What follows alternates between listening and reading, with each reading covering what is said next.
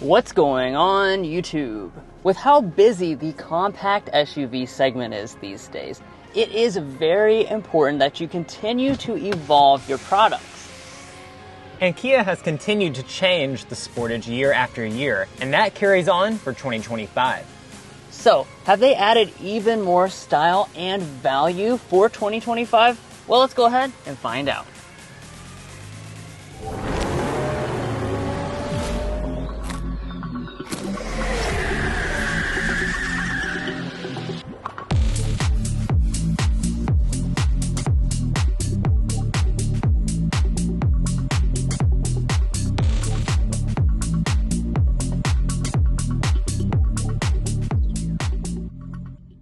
Let's kick off this review, as always, with our spec dump. So under the hood for 2025, you're still going to find the same powertrain selection. This is the traditional gas model that most people buy. So you're rocking a 2.5 liter 4-cylinder engine with 187 horsepower. That's going to be paired with an 8-speed automatic transmission, front-wheel drive or available all-wheel drive. And our combined fuel economy today is coming in at 25 mpg. Now we're going to be checking all of those elements out later on in the test drive, including getting things like our signature sound level reading. And then after that, we'll also be talking about resale value and reliability, two new elements we've been adding into our reviews. But before we get into any of that, we need to close up the hood so we can take a look at the 2025 exterior changes as well as the interior. All right, so let's go ahead and talk about the exterior design. Now, like I said, you are actually going to see some minor changes on a few of the trim levels for 2025, including this model here. So what I have today with me is the X-Line trim level. This is going to be kind of in the middle of the lineup. There's a lot of trims available on this Sportage model, actually 7 trims, and kind of in 2 different sections. So X trims kind of have a little bit of a more rugged look versus the rest of the trim lineup. But getting back to those changes, what you're going to notice is the fact that we now have gloss black finishes on X-Line and X Pro models.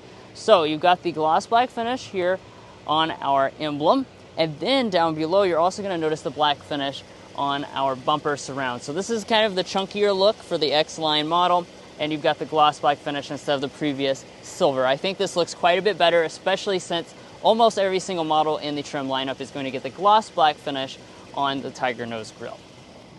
Now let's turn over here to our headlights. This is one of my favorite things about the Sportage because every single model gets very premium full LED headlights. These are projector LED headlights. And as you can see, nice looking design on board with this. We also have a amber turn signal indicator and this very large and distinct LED daytime running light. Many of the trim levels at the top of the lineup are going to come with fog lights as well.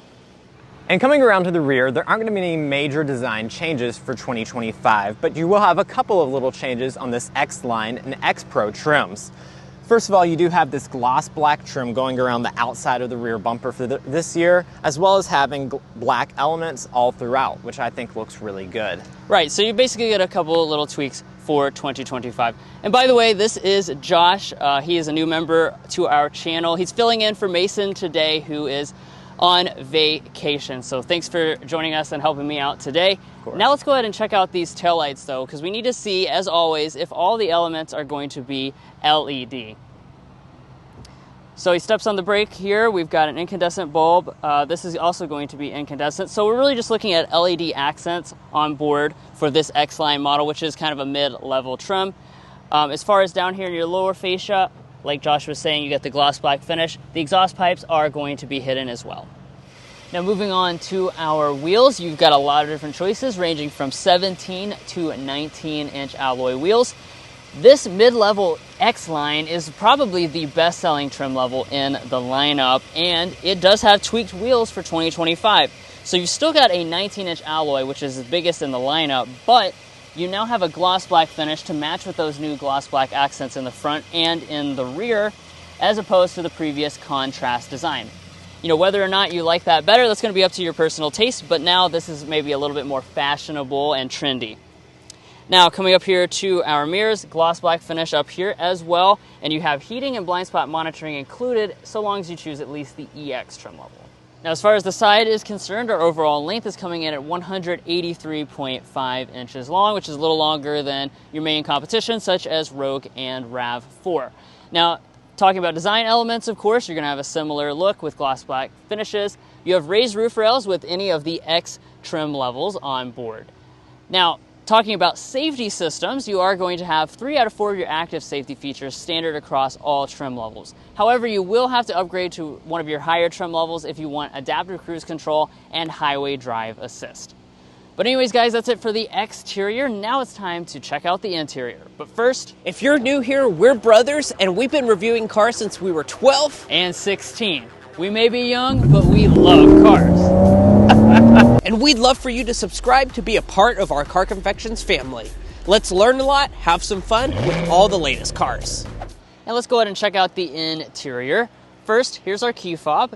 There's actually a newer key fob on some of the other Kia products, but this one is smaller and still very high quality.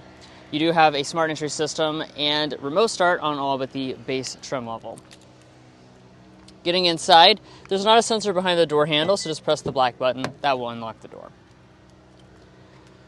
All right, and taking a look inside the interior, we still have a very updated design with a lot of technology and amenities.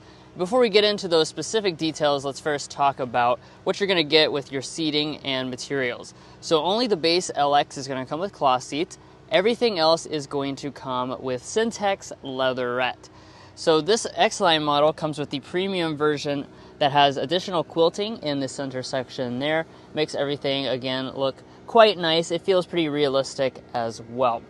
The seats themselves are going to be 10-way power adjusting with 2-way lumbar, again on all but the base model. And then your 2 top trim levels, those are going to be the ones that come with memory seats. But let's go ahead and climb inside.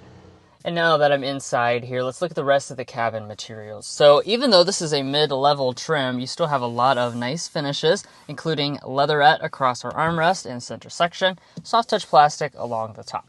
As we move to the upper part of the dashboard, this is going to be finished in a leatherette with a stitching detail.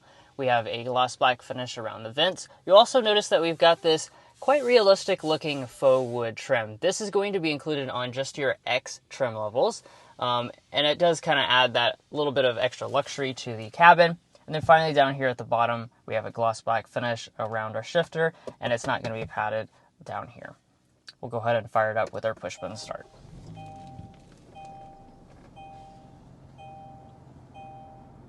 And now that it's fired up here, let's take a look at some of our individual features. We're going to begin, of course, with the gauge cluster. Now, the Sportage was one of the first Kias in the lineup to get the dual screen arrangement. You will always get a double screen arrangement. However, on your lower trims, just this 4.2-inch section in the middle is going to be reconfigurable, as you can see.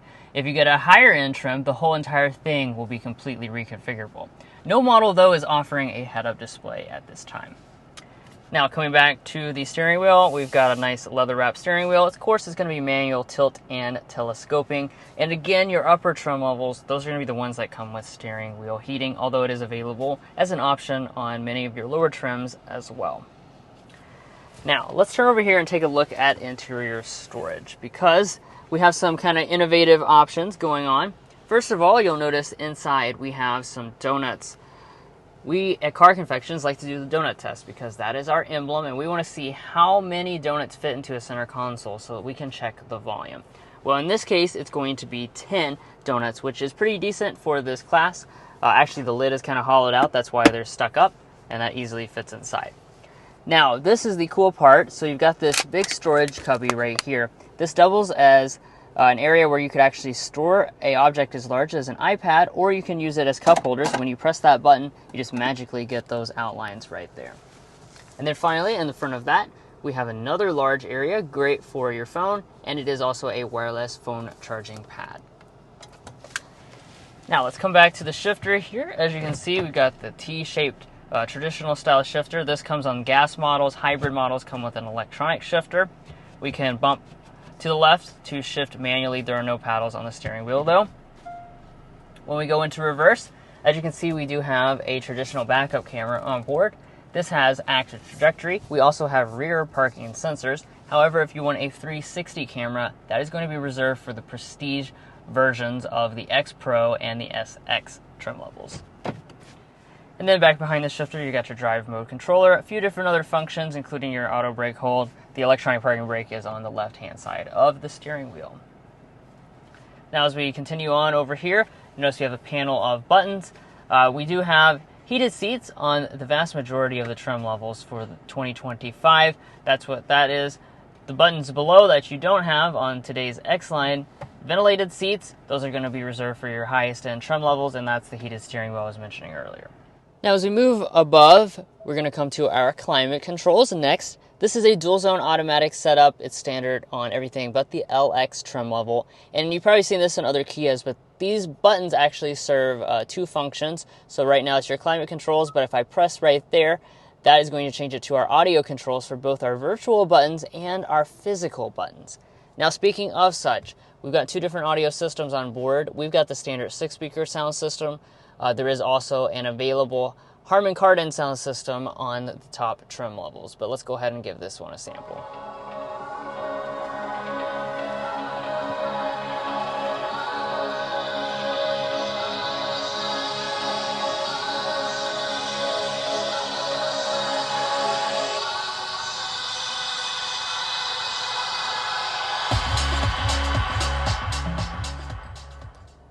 Had to give it a second there to let the beat drop, but overall, this is a nice sounding sound system. I think it's going to be more than adequate for most people, but of course, if you're a real audiophile, you're going to want to spring for the up-level sound system.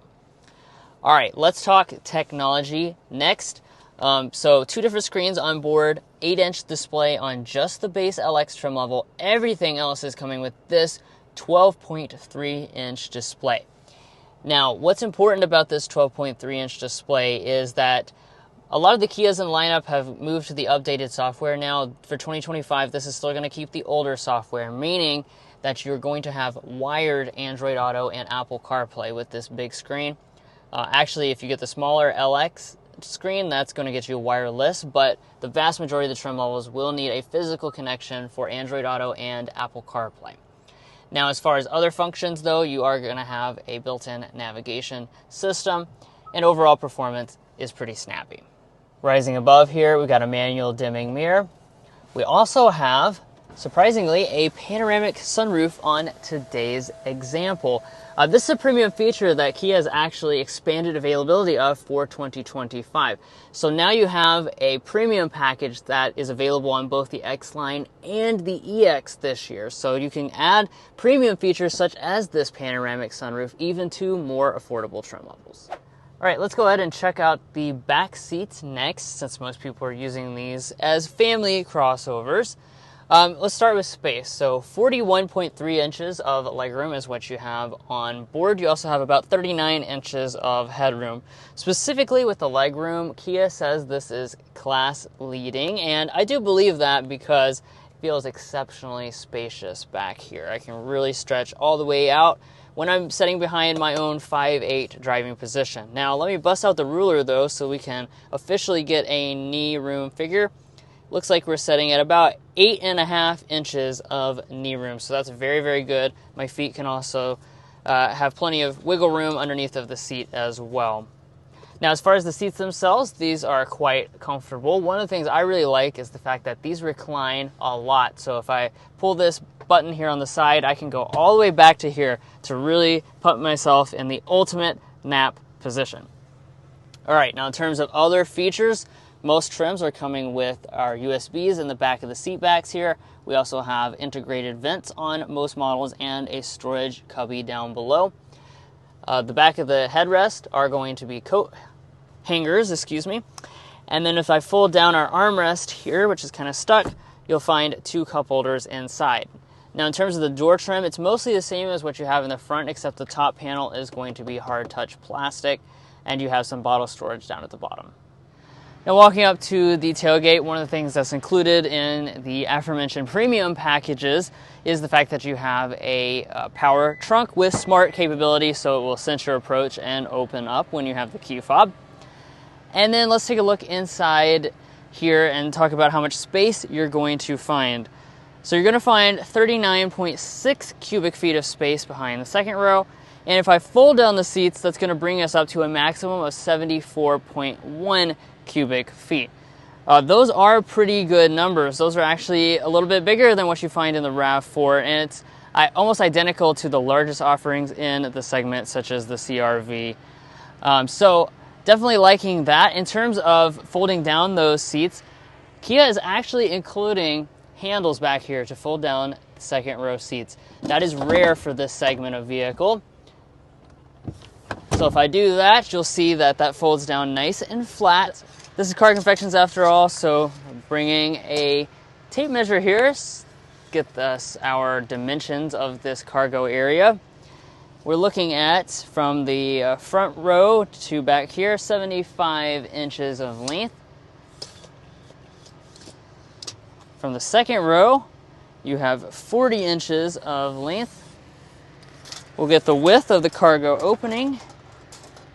That's looking to be about 43 inches. And then as I kind of get this into position here, our height is going to be just about 31 inches. So that's all your measurements, so you can plan on what you might haul in your new Sportage. Now underneath of here, we don't have any additional storage that is finished, but you do have a spare tire on board.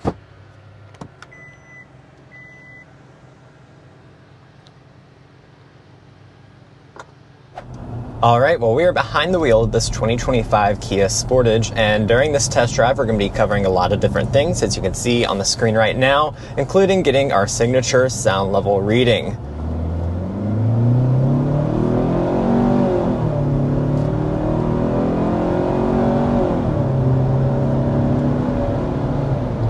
All right, so there we are, accelerating with the Sportage. So like we were talking about at the spec dump, the Sportage does come with 3 different powertrain choices. This is the traditional gas power plant, or the ICE model, and this is a 2.5 liter 4-cylinder engine. Power output is 187 horsepower and 178 pound-feet of torque, which is pretty standard issue for the segment. Power figure is going to be down a little bit versus, say, the RAV4, but overall the performance, like I said, feels pretty much in line with the competition.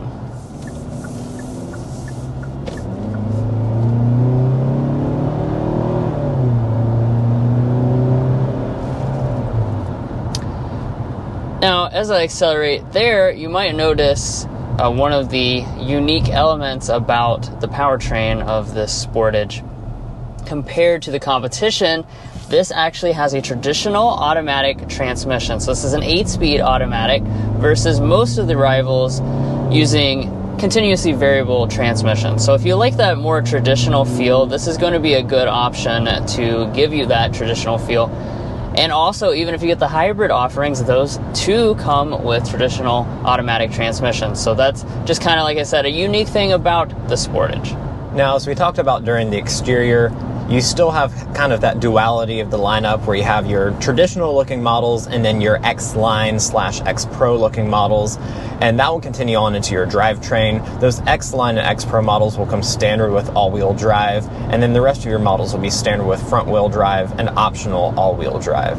And speaking of that X-Pro model, that is going to give you the most capability for driving off-road in the entire lineup. It's going to have all-terrain tires. It's going to really elevate above this X-Line model that we're in. This is more of just a exterior styling package at the end of the day.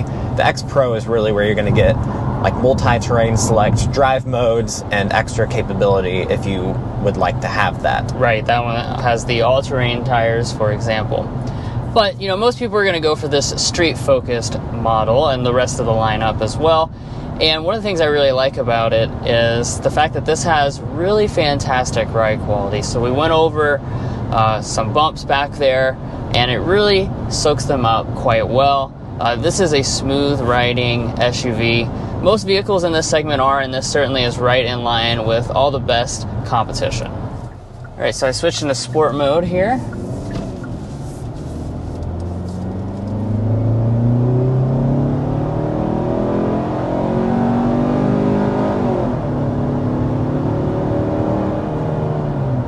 Obviously, it's not going to make a big difference in terms of your overall performance, but it is going to change the throttle response, change the steering to be a little bit tighter as well. And overall, this is not a sporty SUV. Most things in this segment are not, but it does handle itself pretty well and only exhibits just a little bit of body roll. Yeah, most options in this segment are going to be focused on comfort. And speaking of comfort, let's go ahead and get our signature sound level reading going 55 miles an hour. Make sure we're on fan speed 1.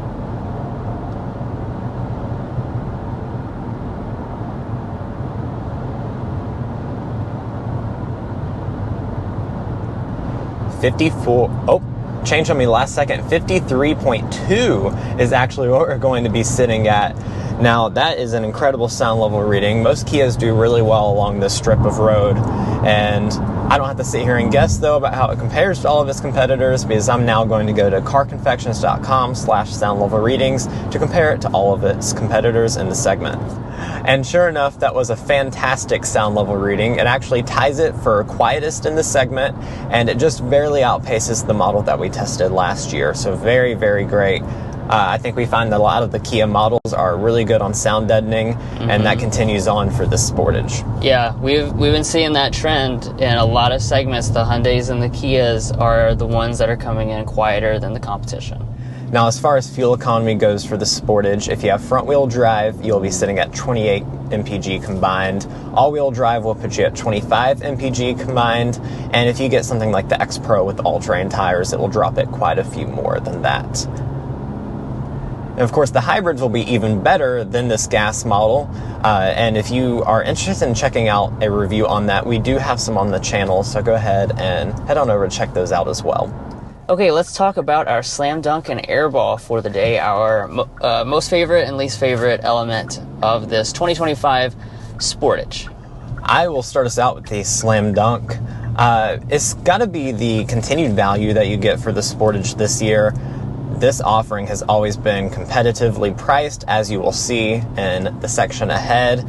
And the 2025 updates with the EX Premium package, the extra visual elements to this X-Line and X Pro model, it's just nice to continue to see Kia listening to your customers, adding on extra value without a massive price adjustment. Yeah, and on the airball side of things, this is a really well-rounded vehicle, so you had to think about this a little bit. But today, I'm going to say that it's the fuel economy of this gas model. So most people are choosing to buy just the gas model as compared to the hybrid or plug-in hybrid. And when you do that, make that choice, this is going to have a pretty decent discrepancy in fuel economy compared to the best rivals in the segment. You are going to be sacrificing a few mpg for choosing this model versus the competition. And even the hybrid model is going to be behind, say, the RAV4 hybrid as well. And to wrap things up, you will have Kia's signature warranty, 5-year 60,000 mile basic warranty, 10-year 100,000 mile powertrain warranty, and Kia still does not offer any complimentary maintenance. Now let's go ahead and take a look at our pricing information. There's a lot of trims. I'm going to display them all on the screen right now. In terms of today's model, this is the 2025 Sportage X-Line all-wheel drive. As you can see, we've got the available wolf gray paint. We also have that premium package, and then after destination, we're setting at a still very reasonable $35,535. Most trims are going to increase just about $200 for 2025 model year. Now, if you're interested in buying a Sportage or any new vehicle, we would recommend going over to carconfections.com/newcarquotes. On there, you're going to find a tool which will match you with local dealerships to get you the best price in your area. It'll also give you access to invoice pricing information, which is a great tool for dealership negotiation. If you find any of that interesting, make sure to go down below in the description and click the link to our website.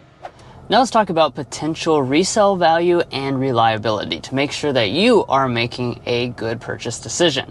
First up, resale value. Mason is an economics graduate, so himself and I took the time to develop what we think is a good estimate of this vehicle's resale value. We estimate that after 5 years, this vehicle will be worth 49% of its original price, and after 10 years and 100,000 miles, 21.1% of its original price. Now, we've also done the same for reliability by creating the Combined Reliability Index, which is based off of a combination of trusted automotive resources. Based on this data, Kia is rated slightly above average in relation to all other vehicle makes.